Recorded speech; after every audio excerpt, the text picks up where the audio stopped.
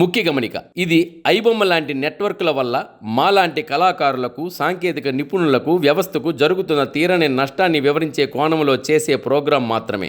పూర్తిగా చూసిన తరువాత మాత్రమే మీకు వచ్చే సందేహాలను సంస్కారవంతంగా అడిగినట్లయితే అంతే సంస్కారంతో మేము కూడా మీకు సమాధానం చెప్పగలమని, మమ్మల్ని అర్థం చేసుకోగలరని భావిస్తూ అన్యాయాన్ని వాదించే వారికి అడ్డుకట్ట వేయాలని న్యాయమూర్తులకు, న్యాయాన్ని చదువుకునే నిజమైన న్యాయవాదులకు, పోలీసు వ్యవస్థకు, జర్నలిస్టులకు, బాధ్యతాయుతమైన సామాజిక పౌరులకు మా యొక్క సవినయమైన విన్నపము.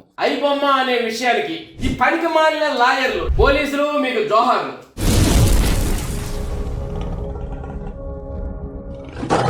పోలీసులు మీకు జోహార్లు. నేను మీ ఎస్ఎస్ పట్నాయక్, రైటర్ని, డైరెక్టర్ని, ఆర్టిస్ట్ని. నేను ఇప్పుడు ఒక ముఖ్యమైన విషయం మీద మాట్లాడడానికి వచ్చాను. ఐబొమ్మ అనే విషయానికి సపోర్ట్ చేస్తున్నారు చాలా మంది ప్రజలు. ఎందుకంటే తను ఒక హీరోలా అనుకోని. కానీ వాళ్ళందరికీ నేను నిజం చెప్పడానికి వచ్చాను. ఎందుకు తెలుసా నేను నిజం చెప్పడానికి వచ్చాను?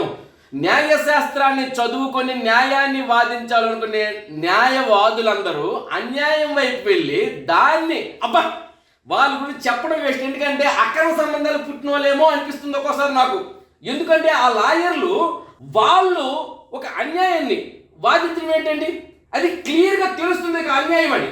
అంటే ఒక పోలీసులు వచ్చేసి ఎప్పుడు కానీ మనం అంటాం, ఒకసారి ఆ జనాలారా మీరు వినండి, ఈ పనికి మాలిన లాయర్లు న్యాయశాస్త్రాన్ని మనం ప్రతి పన్ను కట్టుకుంటే పన్నులో వచ్చే ఎడ్యుకేషన్ ఫండ్ అని ఒకటి ఉంటుంది చూసారు, అలాంటి ఎడ్యుకేషన్ ఫండ్ ద్వారా మనం కట్టుకునే ఫండ్ ద్వారా యూనివర్సిటీకి వెళ్ళే డబ్బుల ద్వారా ఎంతో కొంత మనం కూడా ఫండ్ కడతామని చూసారు, ఒక ఇంట్రెస్ట్, దాని ద్వారా కూడా చదువుతున్నారు కదా విద్య. అలాగే న్యాయశాస్త్రం కూడా ఒక విద్య ఉంది కదా.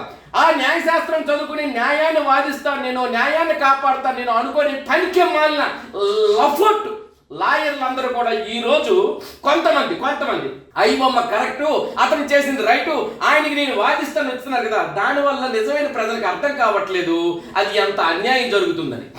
దాని గురించి చెప్పడానికి ఏంటంటే ఇక నేను ముందుకు రావాల్సి వచ్చింది. ఎందుకంటే ఎంతోమంది చెప్తున్నారు కానీ చెప్పడంలో ఫెయిల్ అవుతున్నారు.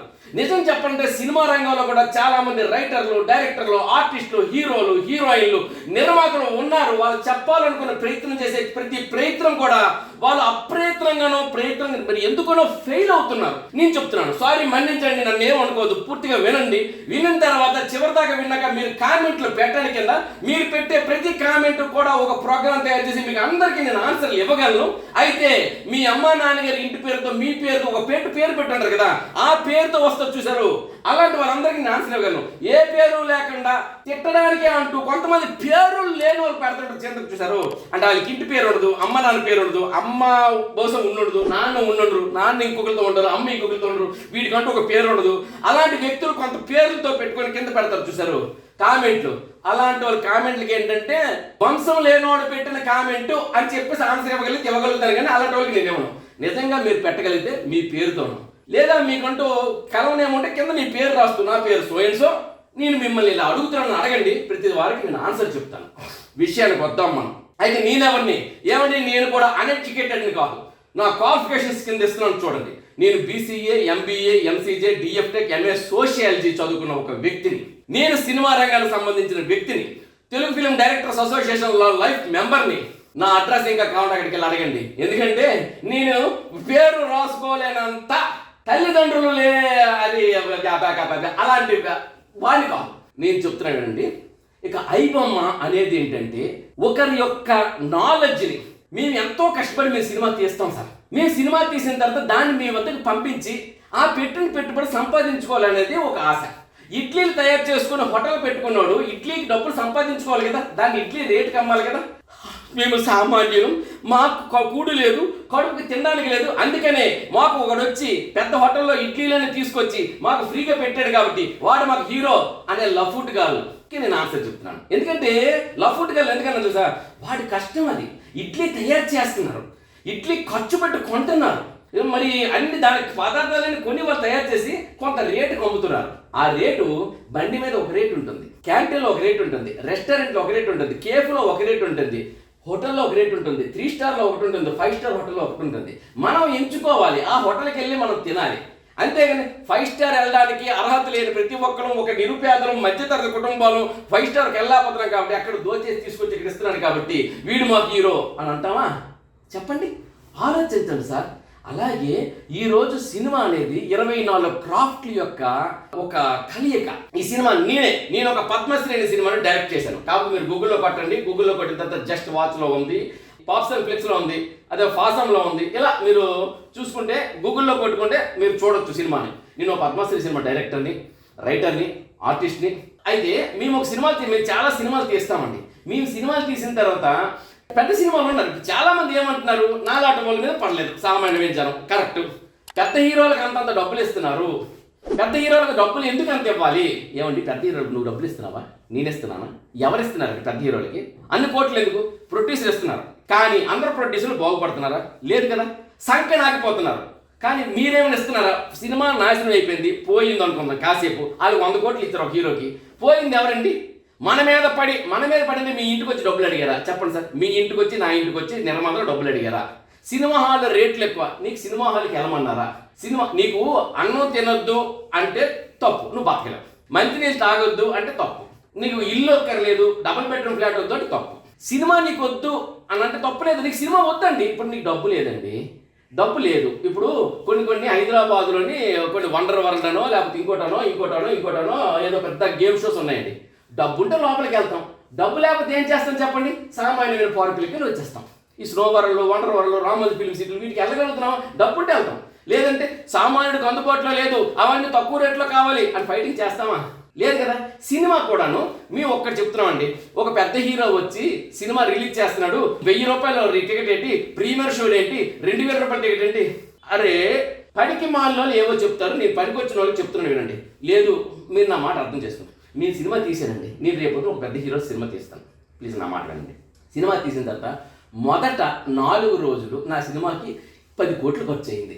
నేను మళ్ళీ రిటర్న్ సంపాదించాలి కదా, ప్లీజ్ నా మాట ఇప్పుడు శాంతియుతంగా వినండి. 10 కోట్లు ఖర్చు అయింది, సంపాదించాలి. కాబట్టి మొదట 4 రోజులు నేను ప్రీమియర్ షోలు అని చెప్పేసి విడిచిపెడతాను. టికెట్ 1000 రూపాయలు పెడతాను మొదటి 4 రోజులు. తర్వాత మీ అందరికి అందుబాటులో 150 రూపాయలకే తీసుకొస్తాను. కానీ ఆ మొదటి 4 రోజులు మాత్రం ప్లీజ్ మీరు వెళ్ళక్కర్లేదు. మీ దగ్గర 1000 రూపాయలు లేని వాళ్ళు వెళ్ళొద్దు, పేదవాళ్ళు వెళ్ళొద్దు, ఇష్టం లేని వాళ్ళు వెళ్ళొద్దు, ఫ్యామిలీతో వెళ్ళొద్దు, చిన్నపిల్లలతో వెళ్ళొద్దు. మీకు దండం పెడతారు, మీకు కాలు మొక్కి దండం పెడతా. కానీ ఎవరైతే కళామ తల్లికి సపోర్ట్ చేయాలనుకుంటున్నారో, కళామ తల్లి ఇష్టం ఈ ప్రొడ్యూసర్కి సపోర్ట్ చేయాలనుకుంటున్నారో వాళ్ళు 1000 రూపాయలు, 2000 రూపాయలు, 3000 రూపాయల టికెట్ కొట్టుకుని వెళ్తారు. ఆ 4 రోజులు చూస్తారు. ఆ తర్వాత 5వ రోజు నాడు సినిమా 150 రూపాయలకు వస్తుంది. ప్లీజ్ దయచేసి మీరు 5వ రోజు వెళ్ళండి. కొంపలో మునిగిపోలేదు. ఒక రాజమౌళి గారి సినిమాకు 3 సంవత్సరాలు ఆగుతున్నారు కదా, పుష్పకు 3 సంవత్సరాలు 4 సంవత్సరాలు ఆగారు కదా, ఇంకో సినిమాకు 2 సంవత్సరాలు ఆగారు కదా. మరి ఒక 2 రోజులు మీరు ఆగలేరా? ఆగండి. ఆగిన తర్వాత 150 రూపాయల టికెట్కి వెళ్ళండి. అప్పుడు ఏమవుతుంది సార్, మొదటి 4 రోజుల్లో ప్రొడ్యూసర్ అనే కూడా సంపాదించుకుంటాడు. లేదు మీకు ఇష్టం లేదు, ఆ 150 రూపాయలు కూడా మీకు కట్టడం ఇష్టం లేదు, ఎందుకంటే సినిమా హాల్లో 150 రూపాయలు తగ్గించాలంటారు. సార్ మీరు ఎవరు సార్ చెప్పడానికి? ఇది ప్రోడక్ట్, దీనికి ఎంత ఖర్చు అవుతుందో మాకు తెలుసు. సరే మీకు ఇష్టం లేదు కాబట్టి మేము అక్కడికి 1 నెల రోజులు ఆగితే ఓటీటీకి ఇచ్చేస్తున్నాం. అమెజాన్ ప్రైమ్కి, నెట్ఫ్లిక్స్కి, డిస్నీ హాట్స్టార్కి, వీటన్నిటికి, జియో హాట్స్టార్కి, వీటన్నిటికి ఇచ్చేస్తాం కాబట్టి మీరు మంత్లీ సబ్స్క్రిప్షన్ ఎంతో 200, 300 కట్టుకొని ఎన్ని సినిమాలైనా మీరు చూడొచ్చు. 200, 300, 400 ఉంటుంది కదా, అది కట్టుకొని ఎన్ని సినిమాలు కంటే అన్ని సినిమాలు మీరు చూసుకోవచ్చు. అంటే మీకు ఫ్రీగా కాబట్టి కొంత తక్కువ 8 రూపాయలు, 9 రూపాయలకు సినిమా వస్తుంది కదా, ఇంట్లోనే చూసుకోండి. లేదు ఆ సబ్స్క్రిప్షన్ కూడా మేము కట్టము, మాకు వద్దండి. ఏమండి, ఇంకొక నెల రోజులు ఆగండి. మీకు ఈటీవీలోనో, మా టీవీలోనో, జెమినీ టీవీలోనో, దూరదర్శన్లోనో ఏదో ఒక శాటిలైట్ ఛానల్ సినిమా వచ్చేస్తుంది, ఇస్తున్నాం. మీ అందరికి అది ఇంటికి వస్తుంది. మీరు ఇంట్లోనే కేబుల్ టీవీలోనే మీరు చూసుకోవచ్చు. మీరు సినిమా చూసుకుంటారండి. మీకు ఓటీటీ లేకపోయినా సినిమా మీరు చూస్తారు. మీరు సినిమా తొందరగా చూడాల్సిన అవసరం, మీరు సినిమా తొందరగా చూడాలని ప్రొడ్యూసర్ని నాశనం చేస్తారా? ఒక్క మాట చెప్పండి. నేనే ప్రొడ్యూసర్ అనుకుందాం, డబ్బులు ఖర్చు పెట్టి పెడుతున్నాను. నేను పెద్ద హీరోకి ఇచ్చాను, ఆ పెద్ద హీరోకి అన్ని కోట్లు ఎందుకు ఇచ్చాను అంటావు. అది సక్సెస్ అయితే నేను లాక్కుంటాను, సక్సెస్ అయిపోతే నేను కదా నష్టపోతాను. మీ అందరి మీద వేసిన, మీ అందరి మీద నేను బలవంతం చేసి వేయట్లే కదా. మొదట 4 రోజులు నేను 100, 200, 1000 రూపాయలు, 2000 రూపాయల టికెట్తో ప్రీమియర్ షో పెట్టుకుంటాను. 4వ రోజు నుండి మీకు 150 రూపాయల టికెట్కు, 50 రూపాయల టికెట్కి, 100 రూపాయల టికెట్కి ఇచ్చేస్తాను తరగతుల వారీగా. మీ ఏ తరగతో ఆ తరగతిలో కూర్చొని మీరు చూడండి. అది కూడా లేకపోతే అక్కడికి ఒక 1 మంత్లో ఓటీటీకి ఇచ్చేస్తాను, ఇంట్లో కూర్చొని చూడండి. అక్కడికి లేకపోతే నేను ఒక శాటిలైట్ ఛానల్కి ఇస్తాను, ఆ శాటిలైట్ ఛానల్ మీరు ఫ్రీగా చూడండి. ఇంకా మీరు కావాల్సినంతగా జరుపుకుంటూ చూడాలనుకుంటున్నారా? అక్కడ 1 నెల రోజులు ఆగండి, యూట్యూబ్లో ఇచ్చేస్తాను. ఒక్క పైసా లేకుండా మీకు ఇంటర్నెట్ ఖర్చుతోనే, మీరు సెల్ ఫోన్కి వేసుకుని రీఛార్జ్ డబ్బులతోనే, లేదా ఎక్కడికైనా వెళ్తే వైఫై ఉంటే వైఫై ఆన్ చేసుకొని మీరు సినిమా ఫ్రీగా యూట్యూబ్లో చూసుకోవచ్చు. అయితే మీరు అలా యూట్యూబ్లో చూడటం వల్ల, ఓటీటీలో చూడటం వల్ల నాలాంటి నేను డబ్బులు పెట్టిన నిర్మాత, చాలా మంది నిర్మాతలకు డబ్బులు వస్తాయి, డబ్బులు వస్తాయి. మీరు అలా చూడకన్నా ఐబొమ్మ లాంటి దొంగ ముండా వ్యక్తులకి మీరు తగలబెట్టడం వల్ల ఏమవుతుంది తెలుసా? వాళ్ళకి 500 కోట్లు చేరుతున్నాయి. ఆ ఐబొమ్మ లాంటి వాళ్ళకి 500 కోట్లు చేరుతున్నాయి. వాళ్ళు అన్యాక్రాంతంగా గన్నలు కొనడానికో, బాంబులు కొనడానికో, దేనికో, లేకపోతే ఇతర దేశాలకు ట్రాన్స్ఫర్ చేయడానికో, మనీ ల్యాండింగ్ కోసం వాళ్ళు వాడుతున్నారు. ఇవన్నీ చేస్తుంటే మీరు పట్టించుకోరు పోలీసులు అని మనమే అరుస్తున్నాం. మా ఇంట్లో బ్యాంకులో డబ్బులు పోతే పోలీసులు పట్టించుకోరు, మా ఏటీఎం కార్డులో డబ్బులు పోతే పోలీసులు పట్టించుకోరు అంటే పోలీసులు మనం తిడుతున్నామా? కానీ ఈరోజు అదే పోలీసులు పట్టుకున్నారండి. ఎక్కడో ఉన్నాడు, పట్టుకొని జుట్టు పట్టుకునేలాగా అక్కడ నిల్చోబెట్టారండి. అతనికి ఎటువంటి శిక్ష విధిస్తారో తర్వాత విషయం. ఎందుకంటే నాలాంటి వాళ్ళ కష్టాన్ని దోచిన వ్యక్తి ఆ శిక్ష విధిస్తారు. పోలీసు వ్యవస్థ ఉంది, అది చూసుకుంటుంది. కానీ యువతల పనికిమాలిన కొంత బ్యాచ్ మొత్తం సినిమా వాళ్ళకి అంతంత రెమ్యునరేషన్ అవసరమా? ఏమండి, ఇది బయట వాళ్ళే కాదండి, ఇక్కడ సినిమా రంగానికి ఎదగాలనుకుని హైదరాబాద్ వచ్చి సినిమా రంగంలో పనికి రాక, పని చేయడం చేత కాక, పేరు తెచ్చుకోలేక చిన్న పనులు చేసుకుంటున్న సినిమా రంగానికి సంబంధించిన టీవీ ఛానల్లోనూ, పేపర్లోనూ, లేకపోతే యాంకర్ నుండి హీరోగా అయిన వ్యక్తులు వాళ్ళు కూడాను సినిమా రంగంలో ఐబొమ్మకు సపోర్ట్ చేస్తున్నట్టు మాట్లాడుతున్నారు. ఎందుకు మాట్లాడుతున్నారు? ఒక బుద్ధి జ్ఞానం ఉండాలండి. నిజమైన జర్నలిజం చదువుకున్న నిజమైన జర్నలిస్ట్ ఎప్పుడు కూడా అబద్ధం మాట్లాడు, అసత్యాన్ని ఇదవడు, అన్యాయానికి సపోర్ట్ చేయడు. కానీ పనికి మాలి ప్రతి ఒక్కరు కూడాను జర్నలిజం అంటే తెలియని వారు, అఫ్కోర్స్ న్యాయశాస్త్రాన్ని తెలిసిన వారే, నేను తప్పు అట్లా న్యాయశాస్త్రం చదువుకునే వ్యక్తులు అన్యాయాన్ని సపోర్ట్ చేస్తున్నారు. ఏమంటే ఒక్క మాట చెప్తాను వినండి. సినిమా రంగులు ఇప్పుడు మీరు అర్జెంట్గా చూడకపోతే చచ్చిపోతావా? చెప్పు, అర్జెంట్ చూడకపోతే చచ్చిపోతావా? అర్జెంట్ చూడడం వల్ల ఒక అతను వాళ్ళ భార్య చచ్చిపోయింది, వాళ్ళ కొడుకు చౌబతులో ఉన్నాడు, అర్జెంట్ చూసేయాలని. అర్జెంట్ వద్దమ్మా, టైం కేటాయించండి, టైం వెచ్చింది. ఇప్పుడు మళ్ళీ నేను చెప్తున్నానండి, మీకు వచ్చే డౌట్ ఏంటంటే కింద రాయండి. సినిమా వాళ్ళు అంతంత డబ్బులు తీసుకుంటున్నారు. ఎవరు తీసుకుంటున్నారు? ఏమంటే 10 కోట్ల రెమ్యునరేషన్ తీసుకున్నాడు ట్యాక్స్ వచ్చేసి ఎంత కడుతున్నాడో తెలుసా? ₹1 కోటి 30 లక్షలు 40 లక్షలు ట్యాక్స్ కడుతున్నాడు. నేను కడుతున్నామా ట్యాక్స్ అంతంత ట్యాక్స్లు కడితే, కష్టపడినోడు ట్యాక్స్ కడితే సోమరపోతుకి పెన్షన్ ఇస్తున్నారు ప్రభుత్వాలు. ఏ పని చేయకుండా ఇంట్లో కూర్చొని సోమరపోతులకి, నేను అంటుంది ఎవరు తెలుసా? వృద్ధులకో, లేకపోతే ఏ పని చేసుకోలేక ఒక వికలాంగులకో, లేకపోతే ఏవైనా ఆర్మీలో తీసుకొచ్చిన అవయవాలు కోల్పోయిన వాళ్ళకి సపోర్ట్ కూడా నేను అట్లా వాళ్ళకి ఎప్పుడు మనం సపోర్ట్ చేయాలి. వీలైన ప్రభుత్వాలతో కాదు, మనకు కూడా సపోర్ట్ చేయాలి స్వచ్ఛందంగా. కానీ అన్ని అవయవాలు ఉంటూ, చేయడానికి ఒళ్ళో శక్తి ఉంటూ, పనికి మాలిన బ్యాచ్ ఒకటి ఉంటుంది. వాళ్ళు ఏమి చేయరు ఊర్లలో. వాళ్ళకి పెన్షన్లు ఇవ్వడం కోసం, వాళ్ళకి ఫ్రీగా పథకాలు ఇవ్వడం కోసం కష్టపడే నాలాటోళ్ళ దగ్గర, కష్టపడే మనలాటోళ్ళ దగ్గర పన్ను తీసుకుని వాళ్ళకి పథకాలు ఇస్తున్నారు. దాని గురించి ఎవడూ కూడా క్వశ్చన్ చేయడు. ఏమంటే తిండి అండి, రేటు పెరుగుతుంది, దాన్ని తగ్గించండి అనండి. అర్థమైందా? ఈరోజు ఫ్లైట్కి ఎక్కాలి, సామాన్యుడు కూడా ఫ్లైట్ ఎక్కలేకపోతున్నారు కాబట్టి ఆ విమానాన్ని హైజాక్ చేసాం, అలాంటి మా దేవుడు మా అందరికి విమానం ఎక్కించాడు అంటావా? సార్, సామాన్యుడికి అందవలసింది ఏంటి సార్? కూడు గుడ్డ. సినిమా కాదు, సినిమా అనేది ఎంటర్టైన్మెంట్. మీ అందరినీ నవ్వించడం కోసం, ఆనందంగా ఉంచడం కోసం, మిమ్మల్ని అందరినీ కూడా ఒక బాధ నుండి బయటికి తీసుకురావడం కోసం మేము చేసే ప్రయత్నం. దానికి ఎంతోమంది కళాకారులు, నటులు, మేకప్ మ్యాన్లు, కాస్ట్యూమర్లు, హెయిర్ డ్రెస్సర్లు, సెట్ బాయ్స్, ఆర్ట్ డైరెక్టర్లు, మేకప్ మ్యాన్, కెమెరామ్యాన్, కెమెరా అసిస్టెంట్లు, లైట్ అసిస్టెంట్లు, అవుట్డోర్ యూనిట్లు, production workers, lady workers, junior ఆర్టిస్టులు, గ్రాఫిక్ డిజైనర్స్, ఇలా చెప్పుకుంటూ ఎంతోమంది. మీ ఇళ్లలో చదువుకుంటారు కదా, గ్రాఫిక్స్ 3D చేసుకున్నాడు అన్నాడు, 2D చదువుకున్నాడు అన్నాడు, మాయా చదువుకున్నాడు అన్నాడు, యానిమేషన్ చదువుకున్నాడు అన్నాడు. ఈ అందరూ కూడా సినిమాకి వర్క్ చేస్తున్నారు. ఎంతమంది సినిమాకి వర్క్ చేసి ఈ సినిమాకి సంపాదించాలని వీళ్ళందరికీ జీతాలు ఎవడిస్తున్నాడండి? నువ్వు ఇస్తున్నావా? పనికి మన సపోర్ట్ చేస్తున్న లాయర్లు ఇస్తున్నారా? ఎవడిస్తున్నాడు డబ్బు? ఒక నిర్మాత డబ్బిస్తున్నాడు. ఒక సినిమాకి నిర్మాత డబ్బిస్తున్నాడు. ఆ నిర్మాత డబ్బిస్తుంటే ఆ నిర్మాతకి మనం సపోర్ట్ చెయ్యాలండి. మనం ఆ సినిమాకి, మీ ఇంట్లో మీ అబ్బాయిలే చదువుకొని మల్టీమీడియా చదువుకుంటున్నారు, మీ అబ్బాయిలే గ్రాఫిక్ డిజైనర్ చదువుకుంటున్నారు, మీ అబ్బాయి యానిమేటర్స్ చేసుకుంటున్నారు, మీ అబ్బాయి సినిమా ఆర్ట్ డైరెక్టర్ అవుతున్నాడు, రైటర్ అవుతున్నాడు. మీ అబ్బాయికి జీతం ఇస్తుంది ఒక నిర్మాత. ఆ నిర్మాత సినిమా తీస్తే మచ్చటి క్షణం వచ్చేసి మీరు వచ్చేసి ఐబొమ్మలో పెట్టేస్తున్నారు, న్యూస్ అదేదో రీల్లో పెట్టేస్తున్నారు, అదేదో సినిమాలో పెట్టేస్తున్నారు. దీని వలన సినిమాకి జనాలు రావట్లేదు. జనాలు రాకపోవడం వల్ల మీకు నష్టం అవుతుంది కదా, భలే భలే. ఏంటంటే ఆ పైశాచిక ఆనందం, ఆ పైశాచిక ఆనందం ఏంటి సార్? ఒక కళాకారుడు మేమందరం బతుకుతున్నామంటే నిర్మాత వల్ల అండి అంటారు. దిల్ రాజు అంత సంపాదించారు, అరవింద్ గారు ఎంత సంపాదించారు, సురేష్ గారు ఎంత సంపాదించారు, అశ్విని గారు ఎంత సంపాదించారు. తెలివైన వాళ్ళండి, వ్యాపారం చేసుకుని సంపాదించారండి. మీ ఊర్లో ఉన్న పెద్ద మోతుబారి సంపాదించలేదా? మీ ఊర్లో ఉన్న లాయర్ సంపాదించలేదా? మీ ఊర్లో ఉన్న డాక్టర్ సంపాదించలేదా? మీ ఊర్లో ఉన్న ఇంజనీర్ సంపాదించలేదా? చెప్పండి. వాళ్ళు సంపాదించారంటే నెక్స్ట్ తొక్కేస్తున్నారు. ఎవరు తొక్కేసారండి? మారుమూల ఉన్న గ్రామంలో ఉన్న ఆర్టిస్టులను తీసుకొచ్చి కూడా వాళ్ళ సినిమాలో అవకాశాలు ఇచ్చి ఎక్కడికో తీసుకెళ్లారు. వాళ్ళ పిల్లలకి ఇస్తున్నారు. సరేనండి, ఎవడైతే వాళ్ళ పిల్లలకి ఇస్తున్నారు అన్నాడు కింద రాయండి. నాకు టాలెంట్ ఉందండి, నీ కొడుక్కి ఇవ్వద్దు, నాకు ఇవ్వండి. నీ కొడుక్కి ఇవ్వద్దు, నాకు టాలెంట్ ఉంది, నాకు పెట్టండి. మీకు కానీ భూములు పొట్టలు ఆస్తి అంత ఉంటే వాళ్ళే ఇచ్చుకుంటున్నారు అంటున్నావు కదా. ఎవడైతే వాళ్ళ పిల్లలకే వాళ్ళు ఇచ్చుకుంటున్నారు అంటే నీకుండే ఆస్తిని నాలాంటి చాలా టాలెంట్ పర్సన్స్ ఉన్నారు, చాలా మంది ఉన్నారు, వాళ్ళందరికీ ఇవ్వండి. నీ కొడుకు కానీ నీ పక్కింటి కొడుకు ఇవ్వండి. ఇస్తావా? నీ పక్కింటి నీ కొడుకు ఇస్తే ఇస్తాడా? ఎవ్వడో. ఎవరి పిల్లలకి వాళ్ళే ఇచ్చుకుంటారు. దాన్ని ఎందుకంటే తప్పుగా మీరు చూస్తారు. ఇవన్నీ చూసుకొచ్చి సినిమా అంటే చాలా మందికి ఎంత దినిగా ఉందంటే చాలా చాలా చాలా ప్రతిదానికి సినిమా మీద పడతారు. ఏమంటే ఇన్ని డిపార్ట్మెంట్లు ఉన్నాయి. ఎవరైనా సరే వరదలు వచ్చినా, భూకంపాలు వచ్చినా, పెను తుఫాన్లు వచ్చినా, వచ్చినా సినిమా వాళ్ళు మేమంటూ ఉన్నామని చెప్పి ఆర్థిక సహాయం చేయడం ముందుకు వస్తారు. మిగతా రంగాల నుండి ఎవరు వస్తున్నారండి? ఎంతమంది వస్తున్నారు చెప్పండి. స్వచ్ఛందంగా అన్ని కోట్లు సంపాదిస్తే మాత్రం అందరూ వస్తున్నారా? ఏమంటే ఒక మాట చెప్తాను, మళ్ళీ చెప్తున్నాను. సురేష్ బాబు గారు కానీ, దిల్ రాజు గారు కానీ ఏదైనా హీరోకి ఒక 10 కోట్లు 100 కోట్లు ఇస్తే ఆ సినిమా సక్సెస్ అయితే వాళ్ళు లాభాలు చూస్తారు. సక్సెస్ అవ్వలేదు అనుకోండి, వాళ్ళకే కదా నష్టం.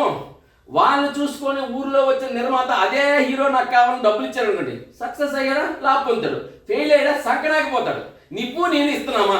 ఆ సినిమా బాగోకపోతే నువ్వు చూడవు, నేను చూడను.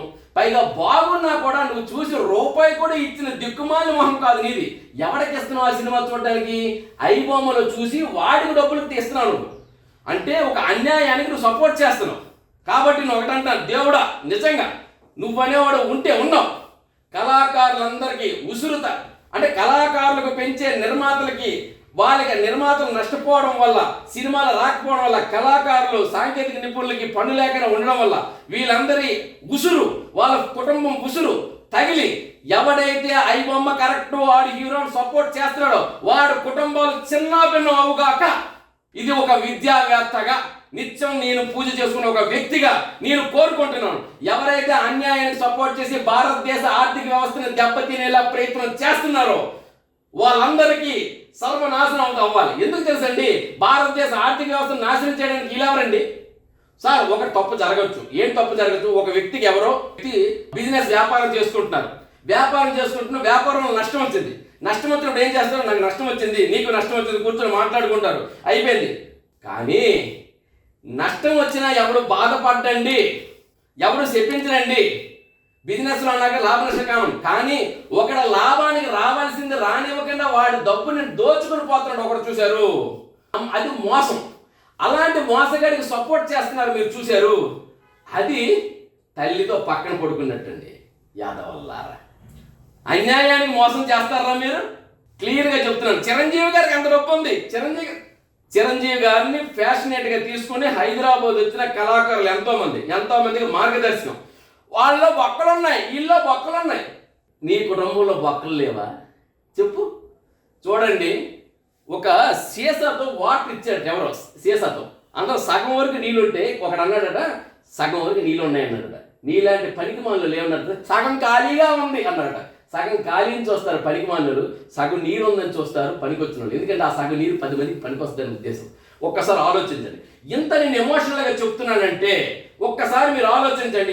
నేను చెప్పిన దాంట్లో ఎమోషన్ ఎందుకు చెప్తున్నాను సార్? ఎవరికి ఎలా చెప్తే కరెక్టో అలాగే చెప్పాలి. శాంతియుతంగా ఒక చెంప కొడితే మరో చెంప కొట్టవాలని చూపిస్తే పనికిరాదండి. ఎందుకు తెలుసండి?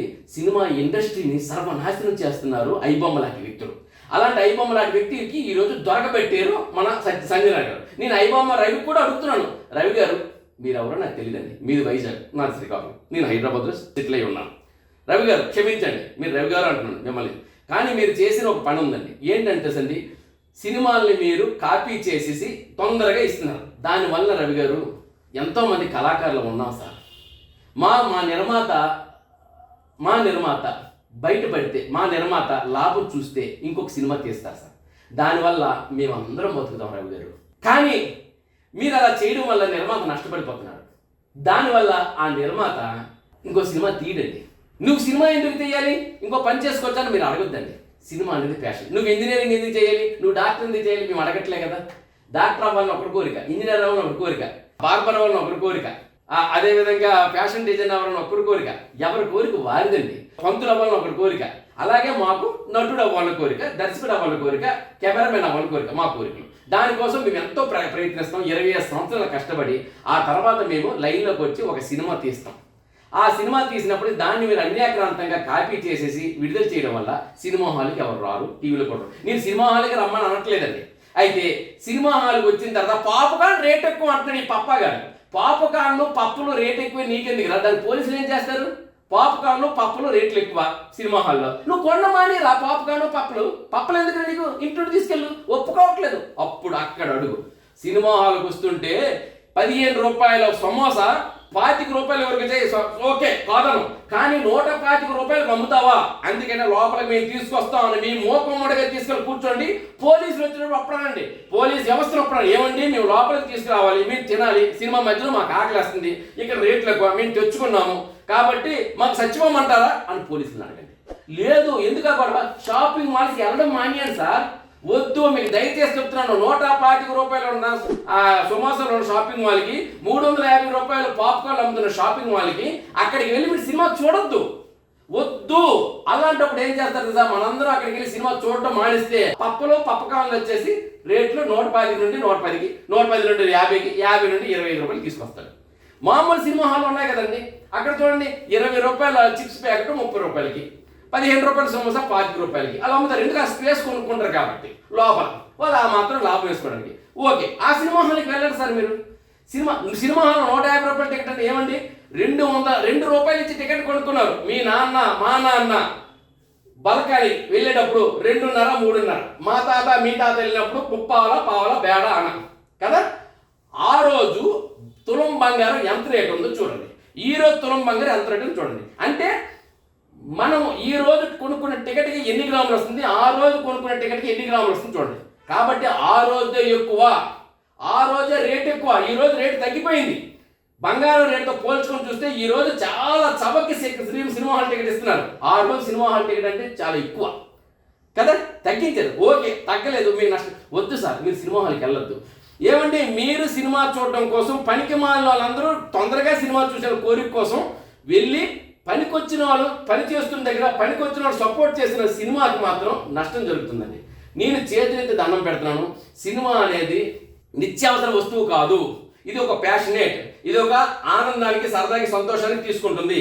కాబట్టి సినిమాకి మీరు వెళ్ళేటప్పుడు మీకు ఇష్టంతో మీరు వెళ్ళండి. నేను మళ్ళీ ఫైనల్ చెప్తున్నాను, మేము సినిమా తీస్తున్నాం, మీకు 2 చేతులు దండం పెడుతున్నాం. మొట్టమొదటి 4 రోజులు పెద్ద నిర్మాతలు ఒక రేటు వదిలేస్తారు, ఆ రేటు మీరు మీరు వెళ్ళొద్దు. అది ఎవరైతే సినిమా మీద ప్రేమ ప్యాషన్, ఆ సినిమా హీరోకి ప్యాషనెట్గా, ఈ నిర్మాతకి ప్యాషనెట్గా సినిమాని కాపాడాలని, సినిమాకి కొంచెం డబ్బులు ఇవ్వాలని ఎవడో అమెరికా నుండి వచ్చి 1,00,000 రూపాయలు ఇస్తారు. పవన్ కళ్యాణ్ గారు నాకు ఫ్రెండ్ 1,00,000 రూపాయలు, ఆయన 1,00,000 రూపాయలు ఇచ్చారు కాబట్టి నేను 1,00,000 రూపాయలు వెళ్తే పులిని చూసి నక్క వాతలు పెట్టుకున్నట్టు. పవన్ కళ్యాణ్ గారి మీద నాకు అభిమానం ఉంది, కానీ నేను 1,00,000 రూపాయలు ఇవ్వలేను. ఇప్పుడు ఉన్నా ఇవ్వను, అది నా ఇష్టం. 1,00,000 రూపాయలు ఇచ్చినందుకు చూసి నేను వాతలు పెట్టుకోవడం ఎందుకండి. కాబట్టి అలాగా మొదట 4 రోజులకి విడిచిపెడతారు. ఇందులో నేను పవన్ కళ్యాణ్ గారికి ఎగ్నిస్ట్ మాట్లాడలేదు, లేకపోతే నిర్మాతలకు ఎగ్నిస్ట్ మాట్లాడలేదు. మళ్ళీ ఇతను ఎగ్నిస్ట్గా మాట్లాడానని దరిద్రులు రాయొద్దు, చెప్పు తీసుకొడతాను. అర్థమైందండి. ఇక్కడ అందరికీ నేను ప్రతి సినిమా నిర్మాతలకి డైరెక్టర్లకి నేను పాజిటివ్ చెప్తున్నాను. వాళ్ళు బతకడం కోసం, అంటే మమ్మల్ని బతికించడం కోసం మొదట 3 రోజులు 4 రోజులు విడిచిపెడతారు. అది వదిలే, మీరు వెళ్ళొద్దు, దయచేసి వెళ్ళొద్దు. మీ భార్య పిల్లలు తీసుకెళ్ళదు. 150 రూపాయలు టికెట్కి వచ్చిన రోజు మీరు వెళ్ళండి. అది కూడా షాపింగ్ మాల్కి వెళ్ళొద్దు. పాప్కార్న్లు కొనుక్కోగలిగిన వాళ్ళు వెళ్ళండి. 350 రూపాయలు ఇవ్వలేని వాళ్ళు, ఇష్టం లేని వాళ్ళు వెళ్ళొద్దు. చిన్న థియేటర్కి వెళ్ళండి, చూడండి. లేదు థియేటర్కి వెళ్ళి 150 రూపాయలు వేస్ట్ అండి, సినిమా అనేది ఉందా. ఇప్పుడు బాబు గోగినారు గారు ఉన్నారు, చాలా విద్యావేత్త, ఆయన సినిమా చూడరు అని చెప్పేసి పబ్లిక్ సంతోషం. కానీ ఆయన ఒకటే అన్నారు, ఇలా దోచుకోవడం దోపిడీ చాలా తక్కువ అన్నారు కదా.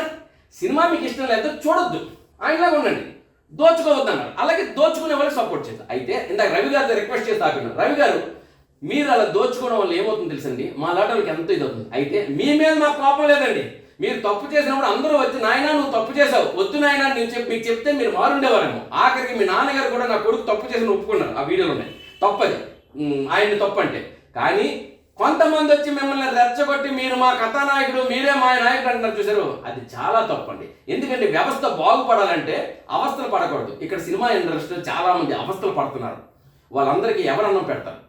కాబట్టి ఏంటంటే దయచేసి మీరు ఆదుకోగలిగితే ఇండస్ట్రీని ఆదుకోండి, సినిమాలు తీయగలిగితే తీయండి, చేత కాకపోతే ఊరుకోండి. ఐబొమ్మ చేసింది కరెక్ట్ అంటున్నారు చూసారు. మరొక ఇక్కడ కొన్ని కామెంట్లు వస్తాయి, ఆ కామెంట్లతో పాటు ఆన్సర్లు ఇస్తూ ఇంకొక ప్రోగ్రాంలో నేను కలుస్తాను.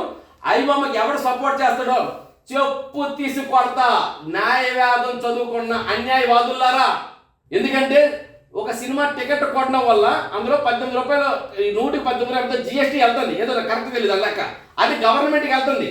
ఒక టికెట్ డబ్బుల్లో గవర్నమెంట్కి పన్ను వెళ్తుంది. లేదు ఓటీటీలో చూడడం వల్ల, ఓటీటీలో డబ్బులు కట్టుకుంటే దానికెంతో జిఎస్టీ గవర్నమెంట్కి వెళ్తుంది. యూట్యూబ్లో చూస్తుంటే యూట్యూబ్లో మాకు వచ్చే డబ్బుల్లోనే కొంత డబ్బులు గవర్నమెంట్కి ట్యాక్స్ కడుతున్నాం. సిటీ కేబుల్లోనో లేకపోతే అదే టీవీల్లో చూడడం వల్ల కేబుల్ నెట్వర్క్ కడుతుండడంలో, లేకపోతే మన దీనికి డిటిహెచ్, ఎయిర్టెల్, టాటా స్కై ఉంటాయి కదా, వాటికి డబ్బులు కడుతున్నట్లో గవర్నమెంట్కి వెళ్తుంది. సో గవర్నమెంట్కి పన్ను రూపంలో పంపిస్తున్నాం. ఐబొమ్మలో నువ్వు సినిమా చూడడం వల్ల నీవు ఇచ్చే ఆ స్ట్రీమింగ్లో డబ్బులు ఐబొమ్మ వాడికి వెళ్ళి 500 కోట్లు అక్కడ ఉన్నాయంటున్నారు. ఆ 500 కోట్లు సినిమా వాళ్ళకి రావాల్సింది. కష్టపడి సినిమా తీసిన నిర్మాతకి రావట్లేదు, కష్టపడి నటించిన హీరోలకు రావట్లేదు, చెమట వచ్చి చేసిన లైట్ మ్యాన్కి రావట్లేదు. లైట్ మ్యాన్కి ఎంత కదా రెమ్యునరేషన్, అదే లైట్ మ్యాన్ హీరో అవనివ్వండి, హీరో రెమ్యునరేషన్ వస్తుంది. అదే లైట్ మ్యాన్ డైరెక్టర్ అవనివ్వండి, డైరెక్టర్ రెమ్యునరేషన్ వస్తుంది. అదే లైట్ మ్యాన్ మేకప్ మ్యాన్ అవ్వండి, మేకప్ మ్యాన్ రెమ్యునరేషన్ వస్తుంది. ఇక్కడ ఎవరు అడ్డు లేదే, పని బట్టి ఆహార పథకం. అయితే ఒక్కొక్క మినిమం కార్మికుడు కూడా 1500 తక్కువ లేక ఇండస్ట్రీలో ఉంది. అందరికి 1500 తక్కువ లేక, ఏ మిగతా మీ ఊరు పని చేస్తారు 1500 ఇప్పించగలవు రోజుకి? చెప్పు. ఏ లాయరు సపోర్ట్ చేస్తున్నా కదా, ఇప్పించగలవా? అన్యాయానికి సపోర్ట్ చేస్తున్న న్యాయవాదం చదువుకున్న లాయరు ఇప్పించగలవా? నీ ఊరొస్తే ఎంతమందికి సినిమా ఫిల్మ్ నగర్లో పనిచేసే, కృష్ణనగర్లో, ఇంద్రనగర్లో ఉండే వాళ్ళందరూ పని ఇప్పించగలవా? ఒరే ఇప్పించగలవా? లేదు కదా. తగ్గు. కోపం వస్తుందా, కాలుతుందా, డైరెక్ట్గా నా దగ్గర రా, చెప్పు తీసుకొడతా. ఇండస్ట్రీలో ఇంతమంది ఉన్నాం, బతుకుతున్నాం, మా సినిమా దోచొస్తున్నారు. ఈరోజు అంటే ధనవంతుడు, నేను ధనవంతుని కదా, నేను చాలా అప్పులతో ఉన్నాను, నేను చాలా బాధలతో ఉన్నాను.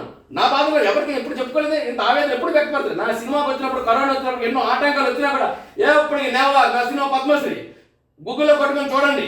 నాకు వచ్చిన అవార్డులు నాకు వచ్చాయి, నాకు వచ్చిన రివార్డులు నాకు వచ్చాయి, కష్టాలు నాకు వచ్చాయి. ఎక్కడ కూడా నేను ఇంత ఆవేదన వ్యక్తపరచలే. ఎందుకు తెలుసా? ప్రకృతి వైపరీత్యాలు వచ్చినప్పుడు మనం ఎదుర్కోవాలి. కానీ ప్రకృతితో కాదు, వికృతి చేష్టలు చేస్తున్న వాళ్ళకి సపోర్ట్ చేస్తున్న, తల్లితో కాపురం చేసిన మీలాటలందరికీ నేను చెప్తున్నాను, కలామ తల్లి మా తల్లి, ఆ తల్లిని జుత్తు పట్టుకుని లాగుతా అంటాడు ఒక కొడుకు. ఏంటండి అది? తప్ప కదా. కలామ తల్లి మా తల్లి. మీ అమ్మగారిని ఒప్పుకుంటావా? మీ అమ్మగారు మాకు కూడా అమ్మగారే, మా అమ్మగారు నీకు అమ్మగారే. మా అమ్మగారికి నువ్వేమనకూడదు, మా అమ్మగారికి నువ్వేమని అన్నావు అనుకో, నీ అమ్మగారే తగులుతుంది, అంతకుమించి లేదు. మా అమ్మగారు నమస్కారం అంటే మీ అమ్మగారు నమస్కారం, మా అమ్మగారికి ఏమన్నా అనుకో, నేనేమన్నా, same to you, it's enough.